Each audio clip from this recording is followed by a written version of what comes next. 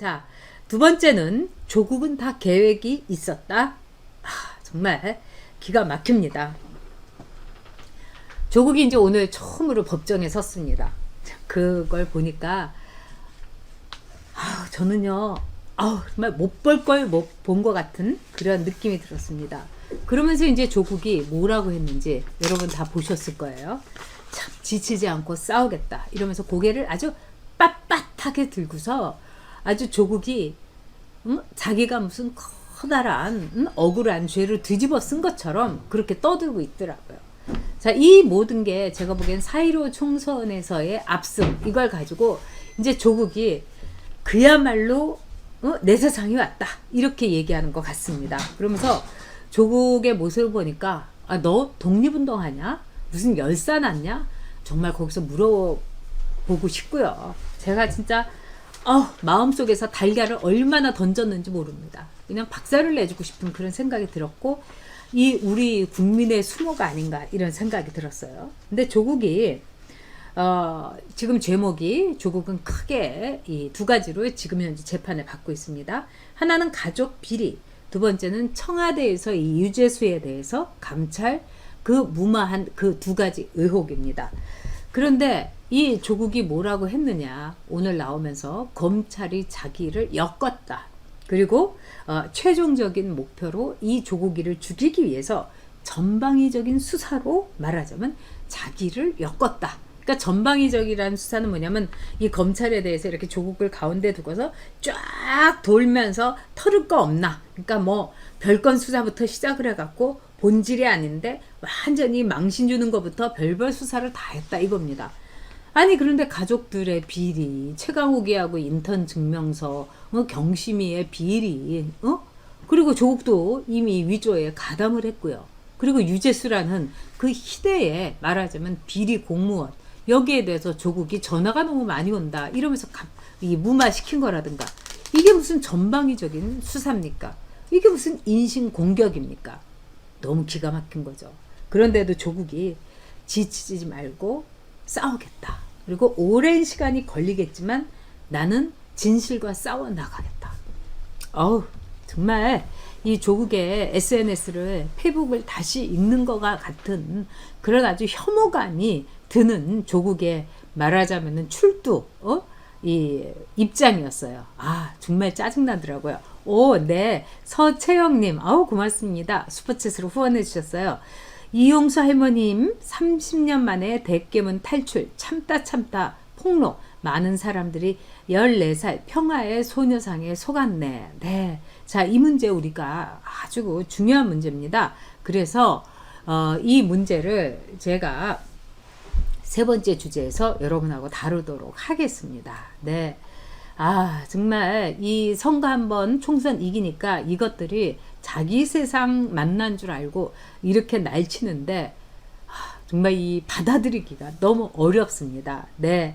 자, 배형준님께서 네 정말 조국 부활이라니 진짜 참을 수가 없다. 네, 이영옥님 지치지 않고 싸우겠다는 것은 무슨 독립투사 같은 조국 진짜 웃겨서 정말 기가 막힙니다. 네, 엘리자벳님께서 오랜만에 들어오셨네요. 조국 표정을 보면 본인은 아무런 잘못이 없고 아주 떳떳해 보인다. 사이코패스.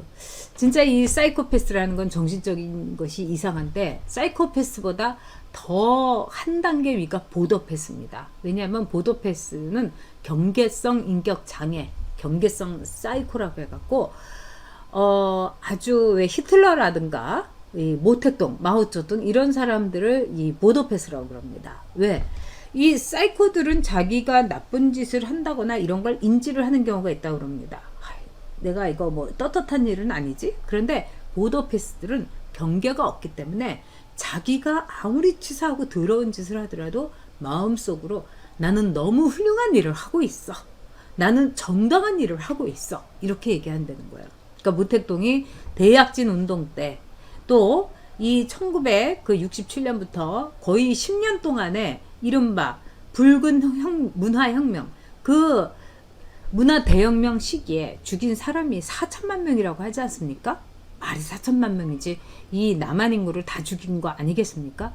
그런데도 불구하고 나는 정말 이 공산주의의 그 원리와 우리 중국 공산당의 정수화를 위해서 나는 정말 좋은 일을 했다. 이렇게 모택동이 죽을 때까지도 생각했다는 거예요.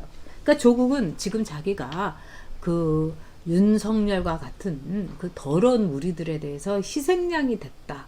나는 희생양이다. 뭐 이렇게 아마 생각하고 있을 겁니다. 네. 자, 우리 신명철 구독자님께서 감사합니다. 정부에서 제 목소리가 마음을 차분하게 해주신다고 아우 저도 참 기쁩니다. 정부에서 돈 나오면 후원하겠습니다. 감사드립니다. 제가 또 써니리 멤버님께서 악마가 따로 있겠냐? 조국과 조국 가족이 악마다. 네. 근데 제가 지난번에 그 재난지원금 그거 무슨 한이 있어도 받으셔야 된다. 보수이기 때문에 어떤 강제된 기부에 흔들리지 않고 보수의 자유와 선택, 이 보수의 말하자면 정신으로 그건 받아서 기부를 하던 뭐든 간에 그 선택권은 우리 보수가 가져야 된다. 이제 이런 제가 방송을 한 적이 있는데 그 방송에 대해서 참 보수의 이 기본 정신을 얘기해 주셔서 참 좋았다. 그게 또 이제 다른 채널에선 하지 않는데 여성이라서 그런 거 아니냐 이러면서 격려를 해주신 오늘 점심 같이 먹은 분이 그렇게 하셨어요. 그래서 저도 참 기뻤습니다. 네, 자 송어인님께서 조국은 법학 교수가 아니라 사기학 교수다. 교수로서 젬병이죠. 그리고 조국은 말하자면 조국이 형법을 가르쳤는데 조국한테 무슨 질문을 하면은 제대로 답변이 안 나왔다고 그럽니다. 근데 어떻게 보면은 이 조국한테 배운 서울대 법대에 있는 그 법학과 그 학생들은 기본적으로 사법시험을 봐야 되지 않습니까? 그런데 조국한테 형법을 들어가지고는 사법시험 대비가 안 됐다고 그럽니다. 그래서 이 친한 교수님들한테 지도 교수님들한테 아니 너 이렇게 형법 이렇게 잘 몰라 이러면서 너 누구한테 배웠니? 그럼 조국 교수한테요. 그럼 너 학원 다녀. 걔한테 배우면 안 돼. 이렇게 말씀하신 분도 참 많았다는 겁니다. 교수로서 젬병이었어요. 응?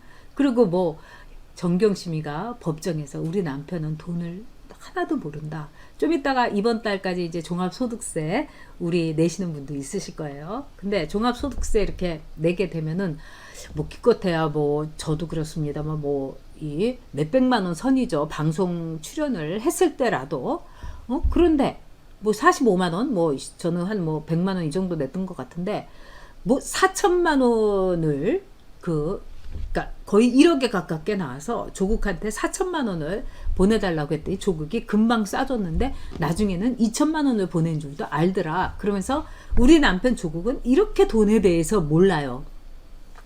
야, 근데 그 부부 대단하지 않습니까? 그냥 4천만 원 달라고 하니까 금방 쏴주고 야, 현찰을 4천만 원을 갖고 있는 사람이 정말 대한민국에 몇 명이 있을까요? 여러분 이 방송 들으시는 여러분들 누가 4천만 원 아무리 그 와이프가 또 남편이 4천만 원 쏴달라고 하더라도 금방 쏴줄 수 있습니까?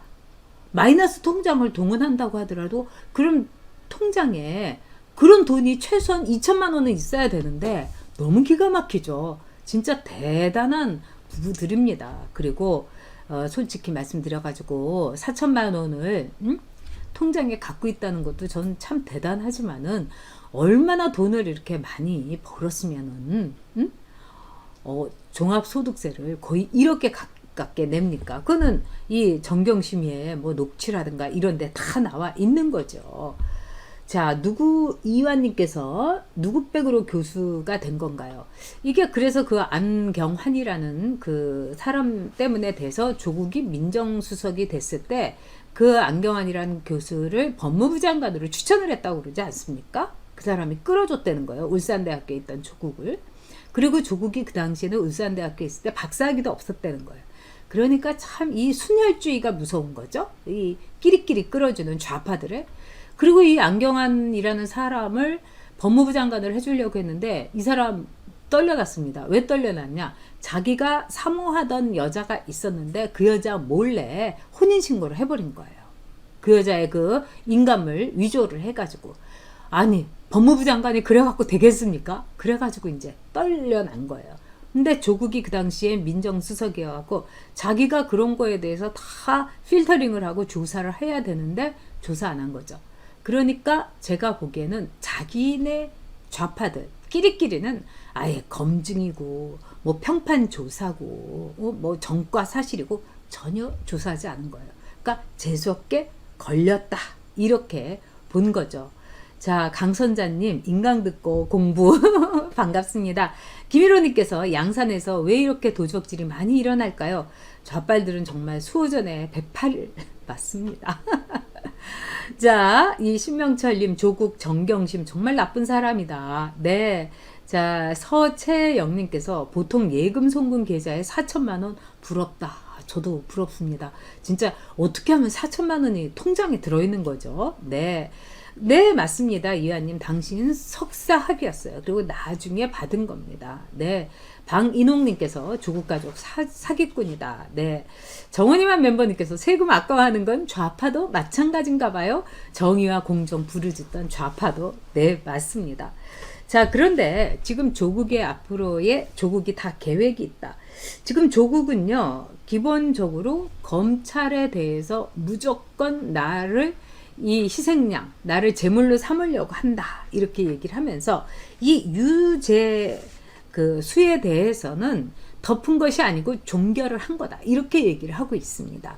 즉, 자신이 조사를 해봐라. 이러면서 글로 넘긴 거지. 이거를 무마한 것이 아니다. 이러는데 조국이 했던 몇 건의 말이 있습니다. 그 중에 하나는 뭐냐면은 전화가 되게 많이 온다. 유재수에 대해서. 그리고 유재수의 범죄 사실, 이미 유재수는 구속됐고요. 이런 거로 볼 때 조국의 범죄 사실은 성명되는 거는 매우 간단합니다. 그런데 지금 이 검찰 주변이라든가 서초동에서 이렇게 흘러나오는 얘기가 굉장히 심상치가 않습니다. 어떤 게 심상치가 않느냐? 지금 김경수 재판부도 바꿔쳐버렸죠. 응? 마찬가지로 조국에 대해서도 검찰을 이런 식으로 재판부라든가 이 정부 쪽에서 또는 법무부에서 공격을 한다는 겁니다. 추미애라든가 또 밑에 있는 뭐 이성윤이 그 다음에 이번에 갑자기 제가 이번에 법무부 차관 김호수에 의해서 차관된 사람. 그래서 지금 이제 이 우리나라 법무부의 이렇게 분위기를 이렇게 보면은요, 조국의 죄라는 거는 아주 말하자면은 작은 거다. 예를 들면 뭐 유재수 뭐 무마한 거라든가 또 이 조국이 이제 이 뇌물수수 직권남용 여기에 대해서 무마한 거 뭐 또는 가족 비리 이거는 곁다리지 조국의 목을 이렇게 탁 벨 만한 완전히 큰 수사가 아니다. 이런 식으로 아니 우리가 보기엔 이것도 상당히 의미심장하고 굉장히 중죄 아니겠습니까? 거기다가 울산 부정선거에도 조국이 개입한 게 분명하고요. 근데 이게 별거 없다. 아무것도 아니다. 이런 식의 논리를 막 쌓아가고 있다는 겁니다. 그 다음에 두 번째로는 굉장히 좀 걱정스러운 건 뭐냐면 지금 이 대한민국의 법무부에 이른바 검찰총장 빼놓고 이 추미애는 대구 출신이지만 이 차관부터 시작해갖고 서울 뭐 이 중앙고검장 뭐 이런 이른바 5역이 있어요. 이 검찰국장이라든가 이 5역이 있는데 이 5역이 전부 약간 그 좌쪽 성향의 호남 출신들이에요. 그래서 이제까지요 검찰이나 법무부 이런 쪽에서 이른바 법무부의 5역이 올 호남인 적은 없었어요. 정말 없었습니다. 아니 이 나라에 그 법무부에서 큰 자리를 차지할 만한 사람은 다 호남 출신이어야 됩니까? 이건 말이 안 되잖아요. 이거는 이 전두환 뭐 노태우 뭐 이 시절에도요 그러진 않았습니다. 근데 법무부의 이른바 권력 5인이 전부 호남 출신이에요. 그래서 이거는 굉장히 법무부 안에서도 걱정하고 있습니다. 자, 그렇다면은 이런 입김이 조국의 재판에 분명히 큰 역할을 할 거다. 이렇게 보고 있습니다. 그래서 지금 조국이 무죄가 나올 가능성 여기에 대해서도 일부 변호사들은 얘기를 하고 있어요. 제가 이제 며칠 전에 본 변호사가 이 문제를 굉장히 걱정을 하더라고요. 지금 더구나 이 총선에서 180석이라는 거 이렇게 볼 때 재판부 특히 김명수가 모든 인사권을 갖고 있기 때문에 이 판사들도 내가 여기에 대해서 딱 이 정권에 이 딱 종주먹을 들이대면은 내 인생 끝나는데, 응? 내 인생 끝나는 것까지 응? 감수할 수가 있겠는가? 그 다음에 여러분도 아시는 것처럼 요즘요 변호사들 참 먹고 살기 힘듭니다. 그 다음에 정관 예우라는 것도 그렇게 옛날 같지가 않아요. 하도 눈치도 보이고 이래가지고 그러면 내가 먹고 살 수 없는데 그래도 목근형이 포도청이니까 내가 여기서 지켜야지. 괜히 조국이 유죄 때렸다가 내가 그 화근을 어떻게 내가 감당하랴. 이런 분위기가 상당히 농후하다는 겁니다. 이거는요 여러분 굉장히 심상치 않은 겁니다. 그래서 저도 걱정이 보통 되는 게 아니에요. 자, 그리고 지금 정부로서는 제가 많이 강조를 했습니다만 이낙연에 대해서는 못하겠다.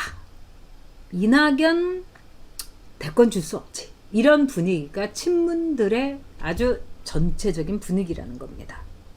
이번에 보면은요 이낙연이 이천에 가서 자기가 뭐 종로구 국회의원인데 이천까지 간 거는 다 대권 행보 아니겠습니까? 거기에 갔다가 이제 자기의 감추고 있던 승질을 이제 내 보여가지고 자기가 자기 밥그릇을 자기가 걷어찬 거죠. 이거 굉장히 심각한 거죠. 근데 친문들이 굉장히 좋아했다는 거 아닙니까? 아 짜식 진짜 응? 그 성질 그대로 이제 드러냈네 이러면서 친문들은 이낙연이가 이런 위기에 몰렸을 때 아니 생각을 해보세요. 조국이 정말 이렇게 치사한 죄를 저어가지고 법정에 서고 그럴 때 뭐 서초동에서 조국 수호 집회하고 난리를 내고 그 다음에 오늘 조국이 출석한 때도 이 조국빠들이 나와서 난리를 쳤다는 거 아닙니까? 근데 이낙연에 대해서는 조용하잖아요. 이거는 뭐냐? 친문들이 이낙연을 믿을 수 없어. 이낙연 대통령 후보? 아 이건 아니지. 그 다음에 이재명? 절대로 아니지. 그런 점에서 친문들이 생각하는 후보는 누구겠습니까? 조국 그리고 김경수인 거예요. 뭐 유시민 같은 경우는 진짜 유시민은 언제나 제일 기분 나빠하는 것이 다음 대선 레이스에서 유시민이는 페이스메이커를 쓸 거다. 그 앞에서 막 달려가는 그냥 이렇게 쓰고 버리는 소모품으로 쓸 거다. 이거를 유시민이가 제일 싫어한다고 그럽니다. 근데 그렇게 될 가능성이 있죠. 그리고 우리가 얘기도 했지만은 이재명이하고 이낙연이하고 이제 서로 이제 싸우기 시작할 겁니다. 이낙연이가 1등 지금 지지고 그 다음이 이제 이재명이 아니겠습니까? 그러면 이재명이가 지금 하는 거 보세요. 이낙연이 물어뜯습니다. 그리고 이재명이는 이제까지 살아온 모든 거를 볼 때 이재명하고 이낙연하고 상당히 닮은 점이 많아요. 특히 성질 더러운 거. 그렇기 때문에 둘이서 아마 치고받고 싸우다가 둘 다 같이 일타쌍피로 죽을 가능성이 있어요. 그리고 친문 쪽에서는 그거를 방관하거나 아니면은 그걸 야기시킬 가능성이 있는 겁니다. 자, 그런 점에서 조국은 다 계획이 있었다. 그러니까 뭐 기생충 가족에 의해서 뭐 회충 가족도 만든다 하는데 이 기생충 가족이 바로 조국 패밀리를 그대로 얘기한 거 아니겠습니까? 그런 점에서 송강호의 말대로 조국은 다 계획이 있었다. 이 재판을 통해 가지고 지금 뭐 처연하게 오랜 시간이 걸리겠지만 진실을 말하겠다 이렇게 해가지고 무죄를 얻어낸 뒤에 아마 대선으로 직행하는 거 이게 조국의 계획일 겁니다. 그리고 조국은 이런 아주 고난과 역경을 노무현을 대신해서 또 문재인을 대신해서 즉 문재인을 흔드는 세력을 대신해서 윤석열이를 대항해서 내가 싸웠다. 이겼다. 뭐 이러면서 대선으로 직진할 그런 계획을 갖고 있는 겁니다. 그러니까 조국이 여러분 그 와중에 저기 부산인가 어디에 내려가고 뭐 대선으로 직행하자 이러면서 소주 이렇게 세워놓고 막 얘기하지 않았겠습니까? 그래서 조국은 지금 대선 직행을 그리고 정경심이는 정수기 언니에 이어서 경심이는 왜 못 돼? 응? 이 정수기 언니보다는 더 잘할 수 있어. 나 샤넬 더 잘 어울리고 나 원래 명품 두르던 여자이기 때문에 정수기 찜쪄 먹을 수 있어. 아마 이렇게 지금 작전을 짜고 있고 희망에 부풀어 있는 것이 기생충 가족 조국의 미래일 겁니다.